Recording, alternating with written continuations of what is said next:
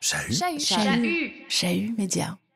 La première, j'avais 8 ans. Ouais, justement, j'étais avec ma sœur, donc 15 ans. Et on se promenait et on est tombé sur des garçons de son âge qui ont commencé à la draguer. Et je ne sais pas comment, au bout de quelques instants, ils ont dit des trucs antisémites. Mais pas elle, finalement. Voilà. Et elle a dit mais nous, on est juives. Et j'ai eu très peur. Et on est parti en courant. Et quand on a raconté cette histoire-là à mes grands-parents, on s'est fait engueuler au lieu de féliciter. Et ils avaient très peur. On dit, mais vous êtes mis en danger. Donc moi, j'ai vraiment... il y avait le courage qu'elle avait eu, elle. Et puis, l'injonction à se taire était immédiate. Mais non, il fallait pas le dire, etc.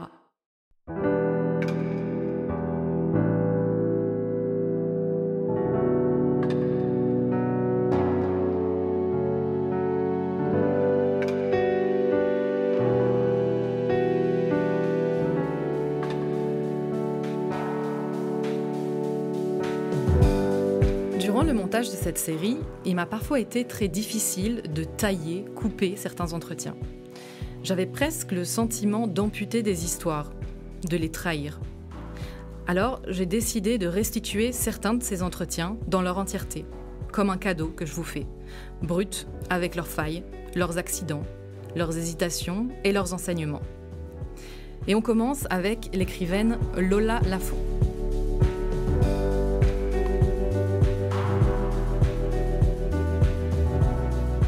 Si vous écoutez ce podcast, il est fort à parier que vous savez qui est Lola Lafont.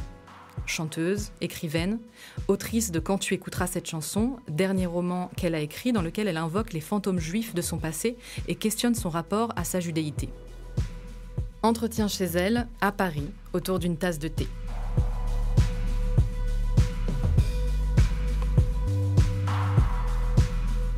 Je suis Ilana Weisman. Vous écoutez Qui a peur des Juifs, les grands entretiens hors série. À toutes et tous, bienvenue.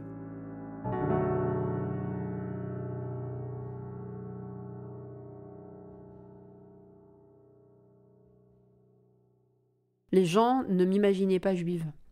Parce que blonde, et plutôt pâle et tout. Et puis Lafont, quoi, le nom de mon père. Et du coup, j'ai vraiment eu droit à des trucs très décomplexés dans mon entourage. Et j'ai toujours réagi.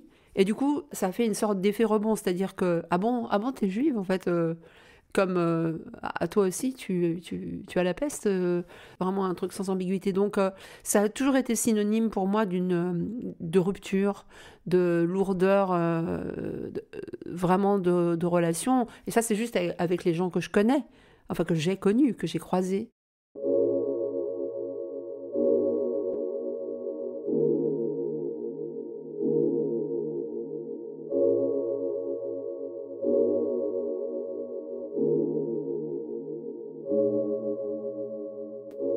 Mais là, effectivement, quand tu écouteras cette chanson, c'est la première fois que je dis « je », et puis que je peux confronter surtout le poids que ça a été, en tout cas pendant l'adolescence, la tentative de tourner le dos, et puis un tout petit peu les conséquences aussi. C'est vraiment dans plusieurs sens, c'est-à-dire moi j'ai vraiment l'impression que dans les familles européennes, je dirais sur la 3e génération après la Shoah, j'ai l'impression qu'il y a quand même il y a eu à la fois beaucoup de mots, parce que c'est pas qu'on n'en a pas parlé, au contraire, je dirais que pour moi, vraiment être juive, c'était venir de la Shoah, ou alors ne pas avoir survécu à la Shoah. Il n'y avait pas d'autres références. Donc en fait, c'était vraiment une identité de mort. D'une certaine façon, il fallait que je me sauve de l'abîme. J'ai vraiment l'impression que j'ai couru en avant, qu'il y avait trop de morts, qu'il y avait trop de dangers, que ma mère rêvait encore de nazis. Moi, je faisais des cauchemars de nazis quand j'étais petite. C'est fou. Les cauchemars se transmettent, hein. Et il a fallu que j'aille voir ma famille américaine, nord-américaine, pour avoir accès à une judaïté, évidemment plus festive, parce qu'ils n'ont pas vécu la Shoah, c'est tout à fait autre chose. Donc je pense que vraiment, ouais, c'est les conséquences dans ce sens-là, c'est-à-dire une adolescence un peu étrange où on ne dit pas qui on est, mais en même temps, on entend toujours parler de ça. Et puis, tout simplement, hein, de dîner avec mon grand-oncle qui était un rescapé, avec le matricule sur le poignet, puis le fait qu'il était muet, c'est-à-dire qu'il ne parlait vraiment pas, jamais, et puis avoir dans sa famille des gens qui vivent médicalisés, enfin, sous calmant perpétuel, sous antidépresseurs tout le temps, etc. Ce genre de conséquences très concrètes, en fait.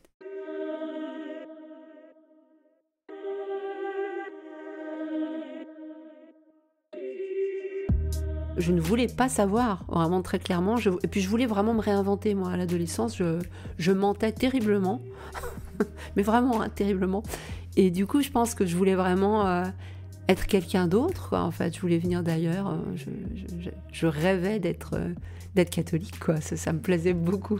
Mais en fait, je mentais d'une façon... C'était un peu toujours pareil, c'est-à-dire que on me disait ah, mais tu as l'air d'Europe de l'Est, machin. Je disais ah ben oui, bien sûr. J'étais capable de parler de mon grand-père russe, mais pas juif. Ce qui est quand même totalement différent. C'est-à-dire, donc les gens devaient imaginer que j'étais une russe blanche ou un truc dans le genre. Et pareil pour ma grand-mère, elle était polonaise. Donc je prenais une partie vraiment de la famille, et très clairement, ce qui passait à la poubelle, le mot que je prononçais pas, c'était juif. Ça, je ne pouvais pas. Et comme ma sœur aînée le prononçait, elle me mettait une honte terrible, quoi. Enfin, c'était... Son courage me tuait.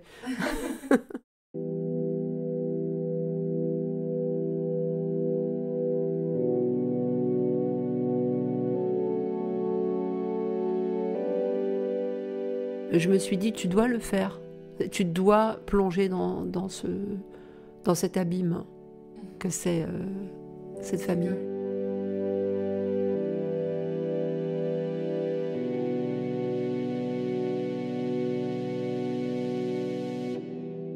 C'était prémédité. Je pense que si j'avais pas fait l'histoire d'Anne Frank, ça serait sorti autrement. Parce que c'est venu après une remarque de ma sœur, en fait, qui, en lisant des interviews, m'a dit « Mais c'est drôle parce que tu dis plein de choses, mais tu ne dis jamais que tu es juive. » Et ça m'a tellement à la fois vexée, parce que c'était vrai, évidemment. Et je me suis dit « Ah oui, bah c'est vrai que tu es capable de parler de pas mal de choses intimes. Et voilà. Mais alors ça n'existe pas. » Et j'ai ressenti comme un sentiment de trahison très forte. Et puis je pense que ça ne vient pas à n'importe quel moment politiquement aussi. C'est-à-dire que ça arrive quand même au moment où l'Europe vire à l'extrême droite vraiment... chaque pays commence à s'extrême droitiser.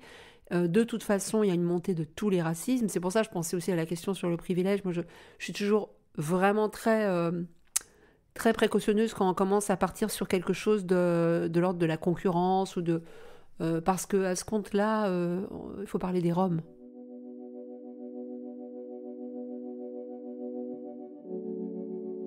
Par exemple, la génération de ma mère, qui a été toute petite, cachée, et voilà, c'était une enfant cachée. Pour elle, si je lui demande est-ce qu'il y a de l'antisémitisme aujourd'hui, elle va me dire mais non, pas du tout. Parce que son échelle, c'est celle-là. En fait, son échelle, c'est est-ce qu'il y a la guerre, est-ce qu'on est fâché, est-ce qu'on est caché, est-ce qu'il y a des déportations, etc. C'est étrangement...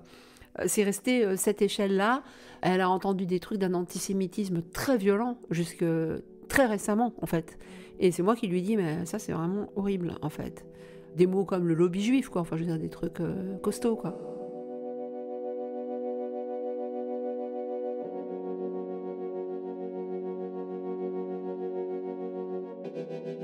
Si je regarde mon parcours militant, par exemple, c'est-à-dire de citoyenne, hein, pas d'écrivaine, je me suis pris des trucs antisémites très violents de façon régulière, auxquels j'ai répondu. Et à chaque fois que c'est arrivé, j'ai quitté les lieux. Je compare ça aux violences sexuelles, en fait.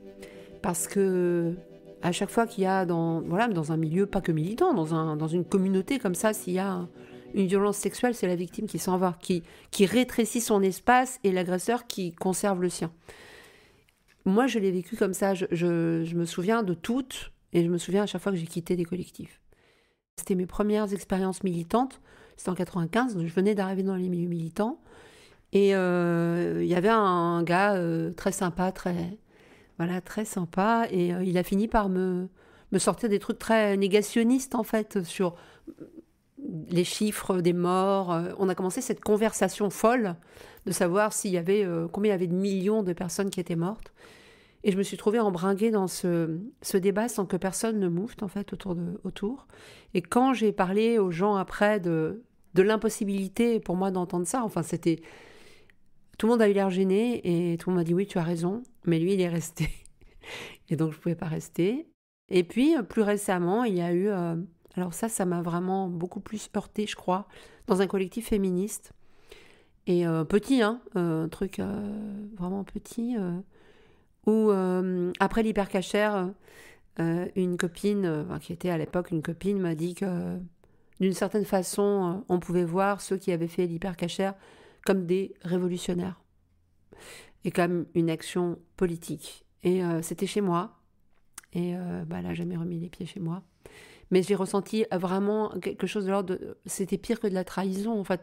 J'ai encore le cœur qui bat quand j'en parle parce que j'étais déchirée en deux. Et puis, je pense aussi au moment de la tuerie de Toulouse, où je suis allée seule à la manif et où il n'y avait pas de réaction politique dans le camp de l'extrême gauche. Il n'y avait rien et je me suis retrouvée seule à une manif, je me rappelle. Ça a été vraiment quelque chose... Je ne pouvais pas imaginer, en fait, un acte plus tabou que celui qui avait été commis, d'assassiner à bout portant des enfants. Donc, je veux dire, il n'y a pas d'acte plus... Oui, vraiment plus terrible, plus tabou. Quand il n'y a eu personne, je me suis dit, voilà, si la politique, c'est partager des valeurs, partager des certitudes, je ne sais pas, des émotions, là, tu es seule.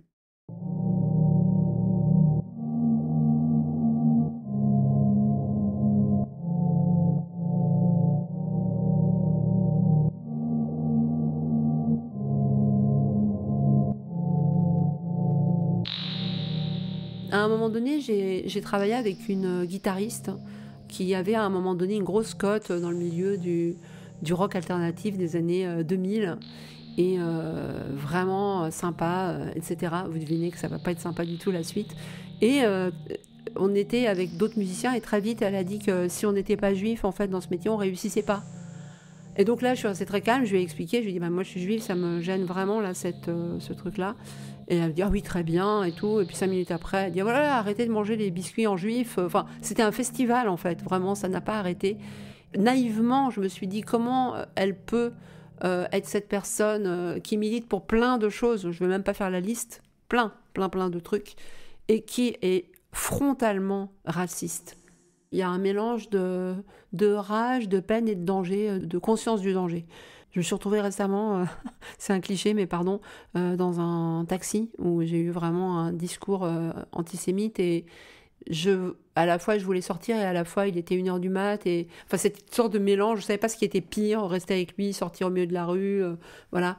Mais oui, c'est tout ça à la fois et puis il y a ce truc de ça ne s'arrêtera jamais. Moi, c'est vraiment quelque chose où je me dis... j'ai un moment où, à la fois, je me dis, ça ne s'arrêtera jamais. Il va falloir lutter toute ta vie. Donc, je peux me dire, voilà, c'est comme ça. Et après, je peux être vraiment écrasée par cette idée où je me dis, mais... voilà, donc, comme je disais, il y a 90% de ma famille qui est morte à Auschwitz. Et puis, évidemment, moi, je ne suis pas directement menacée. Mais pourtant, je dois porter ce truc. Voilà, les paroles. Ou les actes, je pense à ce type violent, quoi.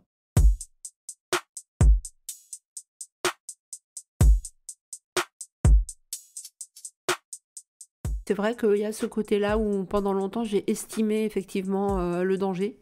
C'est-à-dire que quand c'était des copines du milieu féministe, je me disais non, c'est pas du danger, c'est de la peine de perdre une amie et l'horreur de ce qu'elle disait. Mais quand c'était dans des cafés, c'est arrivé, je me souviens au début des années 2000, quand des militants trouvaient que Dieudonné était marrant, avant vraiment que ça soit... Enfin, je pense que pour tout le monde qui l'écoutait, c'était très clair ce qui se passait. Mais il y avait encore des discussions, en fait. Et j'ai eu une discussion très, très, très tendue dans un café avec des camarades. Et j'ai senti que ça partait vraiment très agressif et que j'étais seule. Et donc, effectivement, c'est un moment, je me rappelle, où j'ai estimé la situation. Pourquoi un milieu de gauche serait pas raciste et antisémite ? Maintenant, je me dis, et puis sexiste, quoi. C'est très compliqué, et puis il y a ce côté, effectivement, il y a eu plein de groupes de copines où j'ai eu peur d'aborder cette question parce que je voulais pas les perdre. Et quand je me suis rendu compte de ça, c'est vraiment un sentiment très douloureux. Et de sentir une gêne, et c'est très troublant quand on est dans des milieux où par ailleurs il y a la valorisation de la Bretagne, l'identité bretonne, des Basques, je sais pas, de tout, et qu'on va à fond aussi avec eux, et que tout d'un coup on dit un tout petit truc sur un plat juif ou je sais pas quoi, et qu'on sent il y a un gros silence qui s'abat. Je pense que c'est troublant.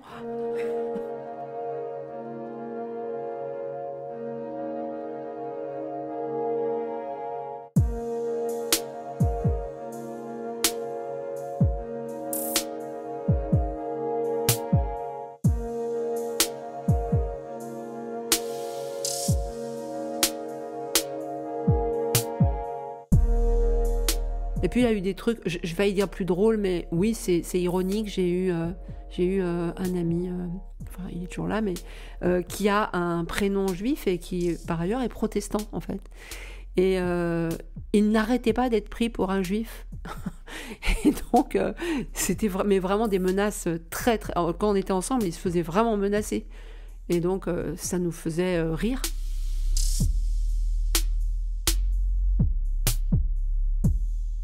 Les mots qu'on emploie, c'est-à-dire que évidemment on sait très bien que tout d'un coup, si quelqu'un politiquement commence à parler de, je sais pas moi, de Soros et de Jacques Attali, alors qu'il parle d'un sujet qui les concerne pas, on sait très bien qu'on est mal. Donc voilà. Alors ça peut aller. Je me souviens à Nuit debout, il y avait des Soraliens en fait qui ne se disaient pas Soraliens, et ils avaient une pancarte où c'était les banksters. Ce truc hyper années 30, donc on était allés un petit peu avec des amis les questionner, quoi. Bon, il y avait certains qui étaient de bonne foi, je pense, dans une ignorance absolue du terme, mais il y en avait d'autres qui savaient très bien le mot qu'ils utilisaient. Donc voilà, moi c'est des choses dans des milieux politiques où ça peut être rude, ouais, dans des manifs où on voit il y a des choses très très pénibles. Alors je pense que jusqu'à il y a 2 ans, ça m'arrivait de quitter des manifs parce que j'en pouvais plus, et maintenant non, maintenant non. Ah, vous passez à côté. Ouais, je me dis il y a autre chose aussi. Ouais.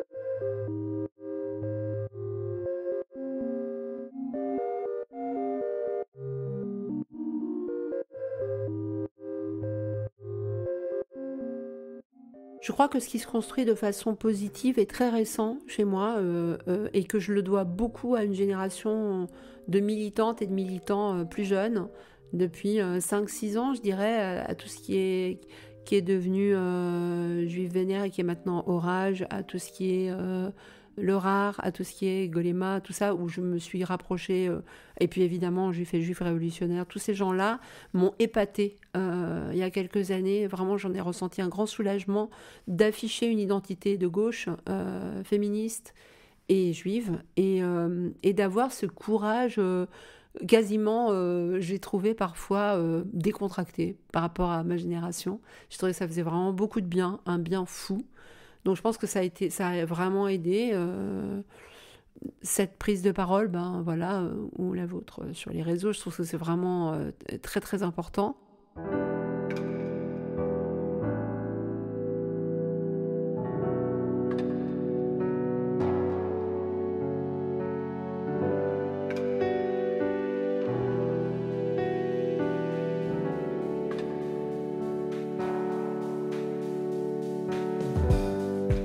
C'était Lola Lafont, entretien enregistré à Paris en mars 2023 pour les besoins du podcast Qui a peur des Juifs, une production Chahut Média en collaboration avec All Sound.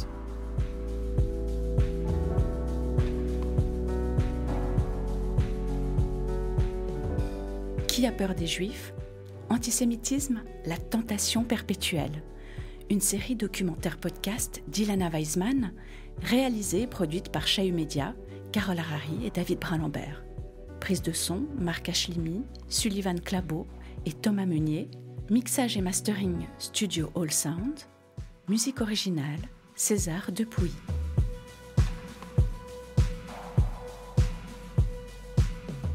Cette série a été rendue possible grâce au soutien du Bureau d'intégration des étrangers, du service Agenda 21 Ville Durable et du service de lutte contre le racisme, en partenariat avec l'Institut de hautes études internationales et du développement, le Graduate Institute à Genève. Un remerciement tout particulier à Daniela Sebeldi, au BIE, à Johan Gurfinkiol, à la CICAD, et à Davide Rodogno, du Graduate Institute.